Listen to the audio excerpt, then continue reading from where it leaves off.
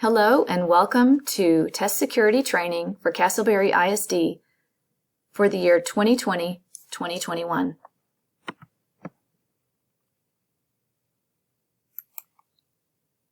Today I want to talk about test security.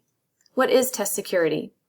We must preserve the integrity of all test content to ensure that results are meaningful and valid. We must strictly adhere to instructions and procedures contained in the test administration manuals and resources. We must ensure fair and equitable testing opportunities for all students. We must ensure that all individuals in administering the assessment receive training and sign a test security oath. Test security involves accounting for all secure materials before, during, and after each administration. This includes identifying who can handle secure materials, properly storing secure materials, and tracking the chain of custody through each stage of the administration by using a material control form. Test security begins with you. Be sure that you are trained on obligations concerning confidentiality and test security. Be sure to read all manuals and sign your oath. Actively monitor administrations to ensure all tests are administered in strict accordance with TEA procedures. And report any alleged or confirmed incidents to the campus testing coordinator immediately. Testing irregularities are incidents resulting in a deviation from documented testing procedures. These are classified as either serious or procedural. All irregularities must be reported to TEA.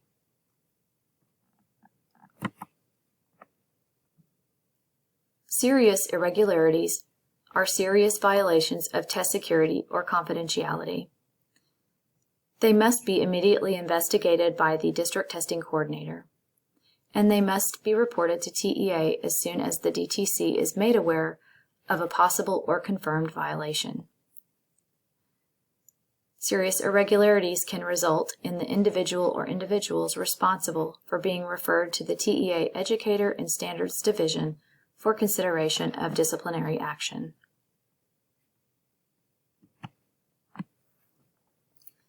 Here are some examples of serious irregularities. Assisting students with responses to test questions. Tampering with student responses.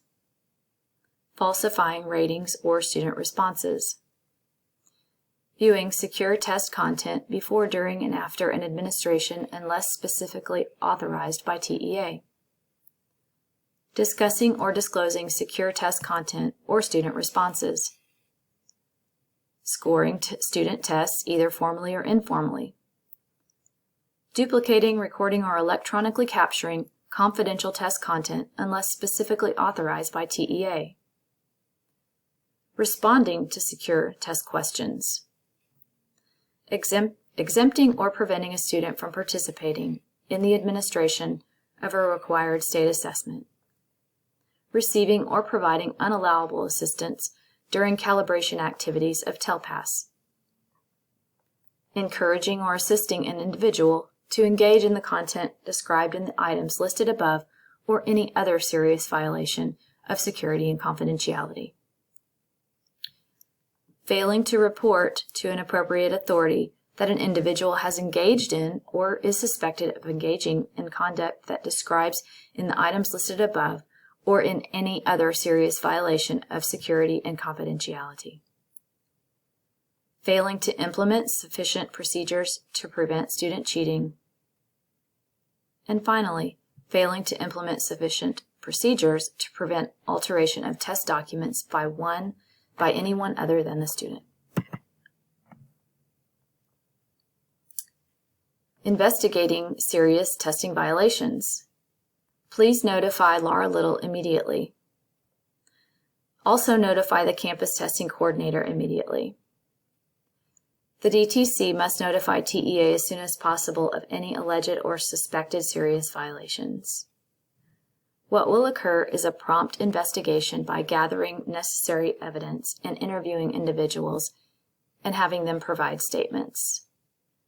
Then required documentation will be collected by the CTC and the DTC.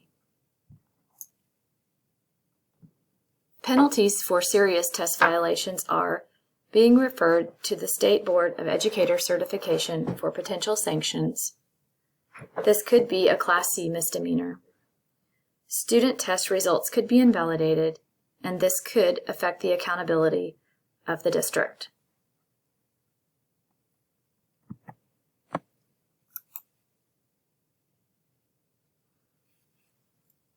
When individuals are referred to the State Board of Educator certification, there is a minimum 1-year suspension of the license when he or she is accused of serious testing violations.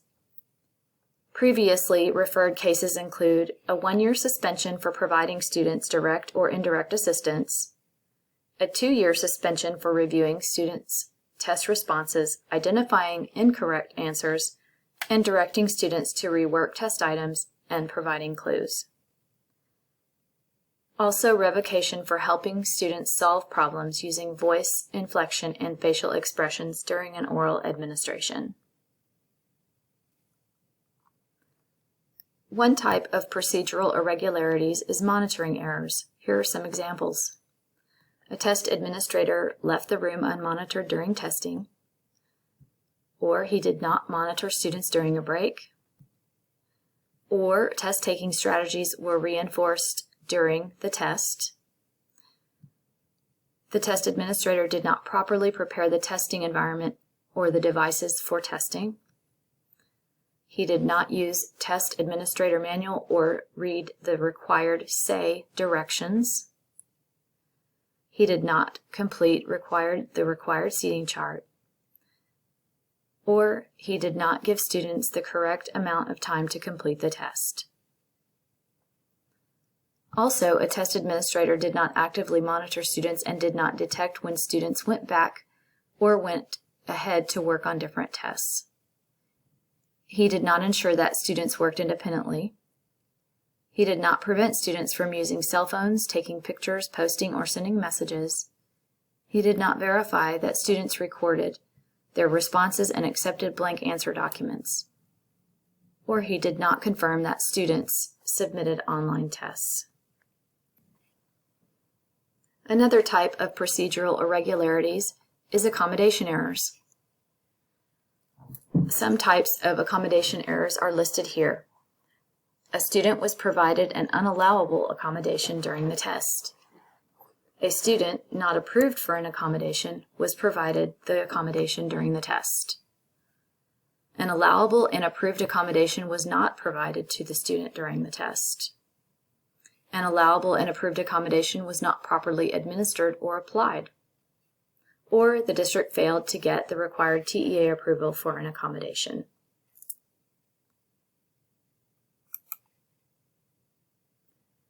Another type of procedural irregularity is eligibility errors.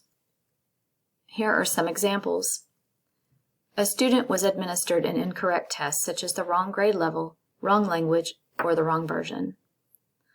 A specific test was administered on the incorrect day, such as the reading test being administered on the math test day.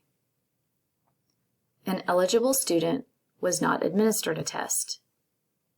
An ineligible student was incorrectly administered a test. Or the district failed to properly account for all eligible testers.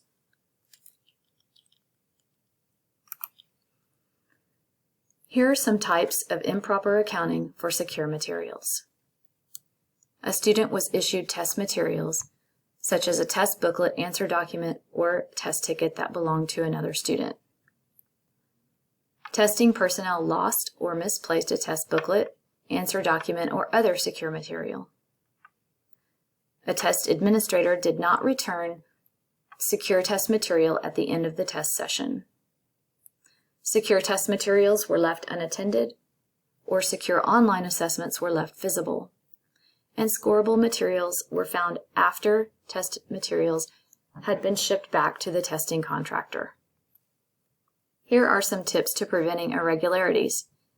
Be sure that you plan, and prepare before your test administration. Ensure that you have the accurate roster of the students that you will be testing, and you know how to provide the accommodations listed. Create an accurate seating chart.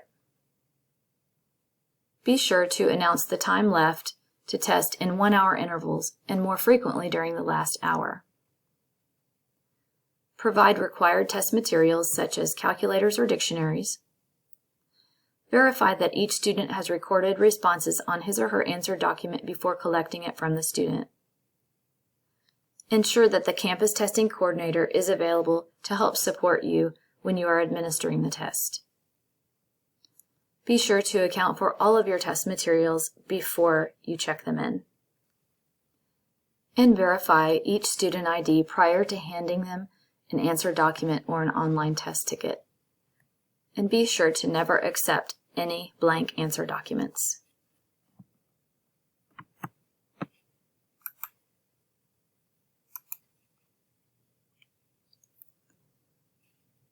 Reporting test irregularities.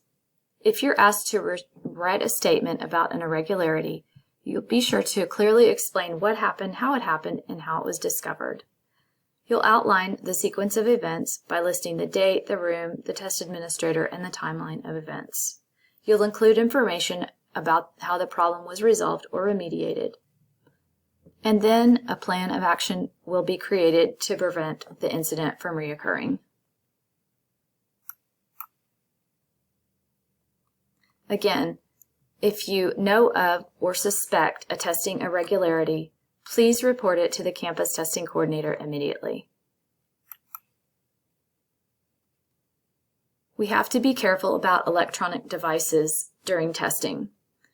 Cell phones, smartwatches, all other electronics, they must be picked up before passing out the test and the answer documents. Test administrators should read the electronic oath aloud to class and then have students sign for the receipt. To minimize contact, students will sign individual oaths instead of the previous group form.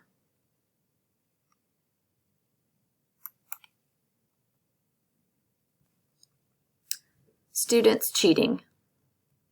After investigating an incident, if the campus determines that a student has been involved in cheating on a student assessment, the test will be invalidated by marking the score code of O on the student's answer document or in the online form. An incident report will be completed and the locally determined disciplinary action form will be completed for the student. An incident report will be submitted if a testing irregularity such as improper monitoring contributed to the student cheating, and the parent will be contacted.